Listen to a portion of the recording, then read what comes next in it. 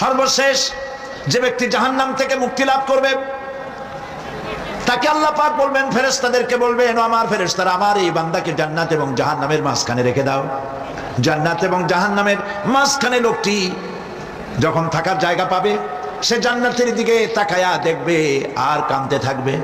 আল্লাহ পাক জিজ্ঞেস করবেন, বান্দারে যুগের পর যুগ ধরে জাহান্নামে কেঁদেছো, আমি রব্বুল আলামিন জাহান্নাম মাফ করে দিয়া জান্নাত জাহান্নামের মাঝখানে রেখে দিয়েছি, আযাব থেকে তো বেঁচে গেছো, এখন কাঁদো কেন?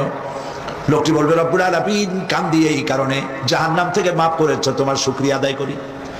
জান্নাত তো আমার কপালে নাই, কিসমতে নাই, কিন্তু জান্নাত আমি এখান থেকে দেখতে পাচ্ছি, জান্নাতের সুঘ্রাণ আমার নাকে আসতেছে, কপালে নাই যাওয়ার। আমি কাঁদি এই জন্য, তুমি যদি মেহেরবানি করে আমাকে জান্নাতের দরজার কাছে একটু দাঁড় করায় দিতা, প্রাণ ভরে তোমার জান্নাতের দৃশ্যটা একটু দেখতাম।